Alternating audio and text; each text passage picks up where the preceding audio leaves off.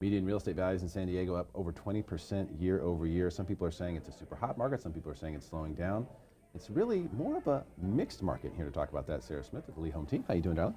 Good to see you, Derrick. Great to see I'm you great as well. today. Yes, awesome. So let's talk about this mixed market that we're experiencing right Yes, now. let's. I don't know. We've been talking a little bit about how the market's starting to soften, but what we found is that it's on a case-by-case basis. So recently I had a client that was in the 2-bed, 2-bath condo space out in East County, and I had been hearing that the market was softening. I'd kind of experienced it a little bit myself, and then we got into that space, that condo space, East County, and things were wild. Yeah. So. But you got him the home. We did. We did get him the home. Counts. And he ended up getting a 3-bedroom, which was really cool. Oh, nice. Yeah. That's so excellent. Got an extra bedroom, which was Nobody hates that. No, not at all. Bonus room. Yeah. So that space was hot. And there's certain price areas for single family detached, sort of that the more entry level detached single family homes. Right.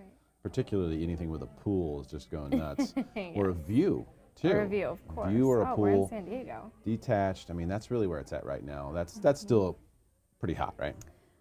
We're seeing, again, it's a mixture. So like you said, I think everything is location, everything is features and benefits of a home.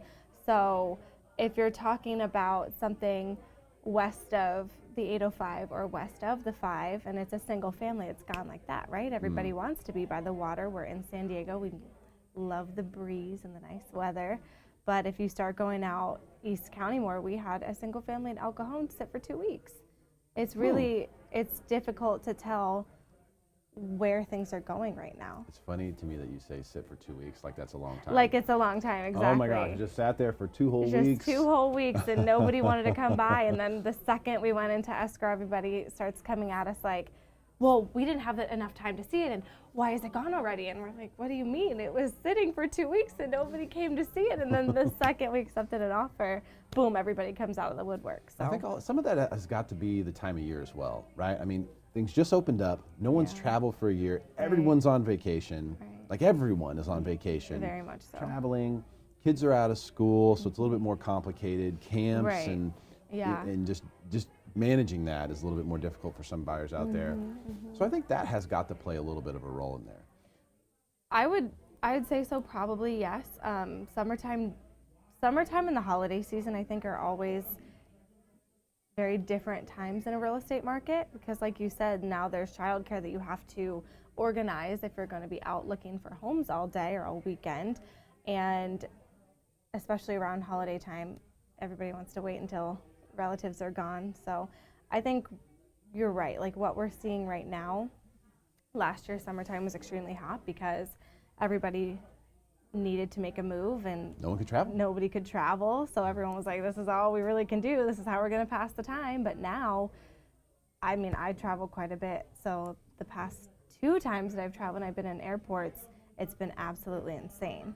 So I think that's definitely where people are spending their time a little bit more now because they're able to. Yeah, you can. You can go places and it's not, too restrictive. Right. I think that's got to play some role into it, but I'm old enough to remember, see the gray hairs? Proof. When we would look at homes in San Diego and go, it's only been on the market a month. People would say that.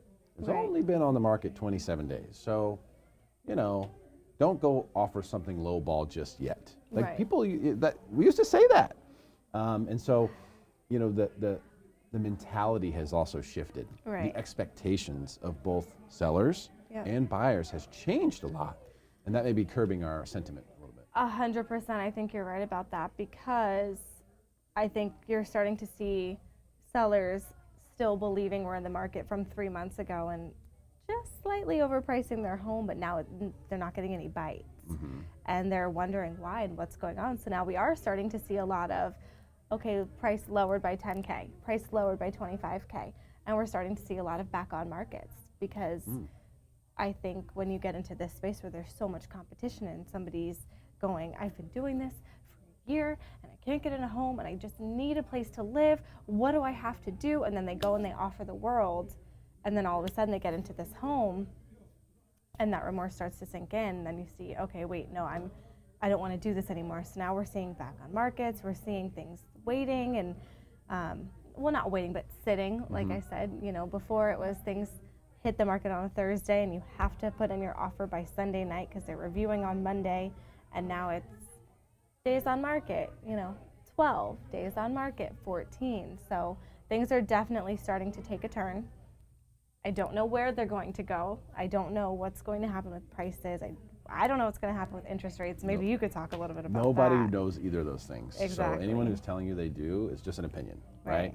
But I like what you're talking about, because what you're saying there is actually a benefit for buyers. Some of the buyers who had fatigued earlier on, like there's buyers who are getting fatigued now in the last month. Right. There's also buyers who were fatigued last year. Right.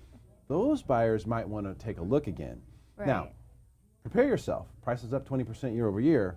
It's not what it was. You'll wish you had purchased last year. Right.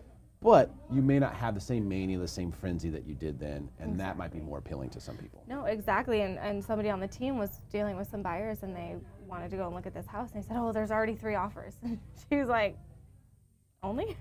Okay, let's do it. That's it. Let's go. I'll give the listing agent a call. We'll get this done. Like, only 3, that's nothing." And I think it's funny because we were kind of mentioning yesterday, I don't even know what a normal market looks like. I don't think we've ever had one.